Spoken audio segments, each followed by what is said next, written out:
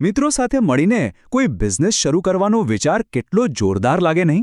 એકદમ રોમાંચક. પણ સાચું કહું તો જ્યાં મિત્રતા અને પૈસા ભેગા થાય છે ને, ત્યાં મામલો થોડો જટિલ બની શકે છે. તો ચાલો આજે આપણે એ જ સમજીએ કે બિઝનેસ અને મિત્રતા બંનેને કેવી રીતે સુરક્ષિત રાખી શકાય. જુઓ, જ્યારે પણ આપણે કોઈની સાથે બિઝનેસ કરવાનું વિચારીએ ત્યારે સૌથી પહેલું નામ કોનું યાદ આવે? આપણા મિત્રનું જ. કારણ કે એના પર આપણને પૂરો ભરોસો હોય છે. પણ ક્યારેક આ જ ભરોસો સમસ્યાનું કારણ પણ બની શકે છે. શરૂઆતમાં તો જોશ અને ઉત્સાહ એકદમ હાઈ હોય છે, બધું મસ્ત ચાલે છે. પણ પછી ધીમે ધીમે પૈસા, જવાબદારીઓ અને અપેક્ષાઓ આ બધાની વચ્ચે ગેરસમજ થવાના ચાન્સ વધી જાય છે. તો પછી આનો કોઈ ઉપાય છે? તો ચાલો હવે સમસ્યાની વાત છોડીને સીધા ઉપાય પર આવીએ. આ બધી સંભવિત સમસ્યાઓનો એક જ પાક્કો ઉપાય છે, એક વ્યવસ્થિત રીતે બનાવેલો ભાગીદારી કરાર. સમજી લો કે આ તમારી સફળતા માટેનું સૌથી અગત્યનું સાધન છે. હવે કરાર શબ્દ સાંભળીને ગભરાવાની જરૂર નથી. આ કોઈ બહુ અઘરી વસ્તુ નથી. સાવ સારી ભાષામાં કહીએ તો આ એક લેખિત સમજૂતી છે, જેમાં બધું જ ચોખ્ખું લખેલું હોય કે ભાઈ ધંધો કેવી રીતે ચાલશે, પૈસાની વહેંચણી કેવી રીતે થશે અને કોણ કયું કામ સંભાળશે. આનાથી બધું જ પારદર્શક રહે છે. તમે ભાગીદારી કરારને તમારા બિઝનેસ માટેની એક રૂલ બુક પણ કહી શકો. આ એક એવી કાનૂની સમજૂતી છે જે બધા ભાગીદારોને એક જ પેજ પર રાખે છે અને ભવિષ્યમાં થતી તું મેથી બચાવે છે. સારું, તો હવે સવાલ એ થાય કે આ કરારમાં લખવાનું શું? ચલો હવે એના મુખ્ય મુદ્દાઓ પર એક નજર કરીએ, જે તમારા બિઝનેસના પાયા માટે એક બ્લુપ્રિન્ટ જેવું કામ કરશે. જુઓ, આ કરારમાં કેટલીક બાબતો તો હોવી જ જોઈએ. સૌથી પહેલાં તો કોણ પાર્ટનર છે અને ધંધાનું નામ શું છે એની બેઝિક માહિતી.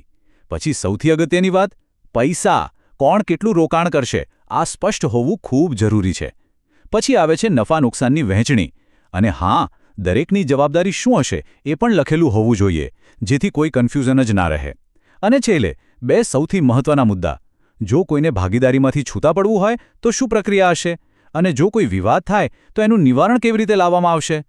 આ બધી બાબતો પહેલેથી નક્કી હોય ને તો અડધી ચિંતા તો એમ જ ખતમ થઈ જાય. ચાલો, આ બધી થિયરી બહુ થઈ.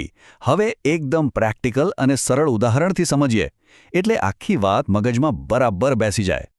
તો મળો રામ અને શ્યામને, બે પાક્કા મિત્રો, જેમણે સાથે મળીને એક દુકાન શરૂ કરવાનું નક્કી કર્યું. પણ એમણે એક બહુ જ સ્માર્ટ કામ કર્યું. શરૂઆતથી જ એક લેખિત કરાર બનાવ્યો. અને આ ચાર્ટમાં એમના કરારની એક ઝલક છે. એમણે નક્કી કર્યું કે રામ 60% મૂડી રોકશે અને શ્યામ 40%. અને એટલે જ જે પણ નફો થશે કે નુકસાન, એ પણ 60-40ના રેશિયોમાં જ વહેંચાશે. જુઓ, કેટલી સ્પષ્ટ અને સરળ વ્યવસ્થા, કોઈ ગૂંચવણ જ નહીં. અને સૌથી મજાની વાત એ છે કે આ જે સાદો લેખિત દસ્તાવેજ તેમણે બનાવ્યો, બસ એ જ છે એમનો ભાગીદારી કરાર. આ કોઈ રોકેટ સાયન્સ નથી. ફક્ત બધી જ શરતોને કાગળ પર ઉતારી દેવાની, જેથી ભવિષ્યમાં કોઈને કંઈ યાદ કરાવવાની જરૂર જ ન પડે. તો હવે આપણે આખી વાતના સાર પર આવીએ છીએ કે ભાઈ આટલી મહેનત કરીને કરાર બનાવવાનો ફાયદો શું છે? આટલું બધું જરૂરી કેમ છે? એના ફાયદા એકદમ સ્પષ્ટ છે. પહેલું તો ભવિષ્યમાં થનારા ઝઘડાઓથી બચાવે છે. બીજું, દરેકને પોતાની જવાબદારીની પાક્કી ખબર હોય છે. ત્રીજું, જો ક્યારેક મામલો કોર્ટ સુધી પહોંચે તો આ એક મજબૂત કાનૂની પુરાવો છે.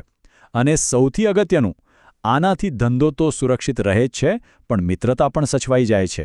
અને અંતે બસ આ એક સવાલ વિચારવા જેવો છે. બિઝનેસમાં મિત્રતા અને વિશ્વાસ તો ખૂબ જ જરૂરી છે, પણ શું ફક્ત ભરોસા પર આખી ગાડી ચાલી શકે? શું કાગળ પરની સ્પષ્ટતા વગર એ વિશ્વાસ અને સંબંધ લાંબો સમય ટકી શકે? યાદ રાખજો, આ કરાર મિત્રતા પર અવિશ્વાસ નથી, પરંતુ તે મિત્રતા અને બિઝનેસ બંનેને બચાવવા માટેનું એક સુરક્ષા કવચ છે.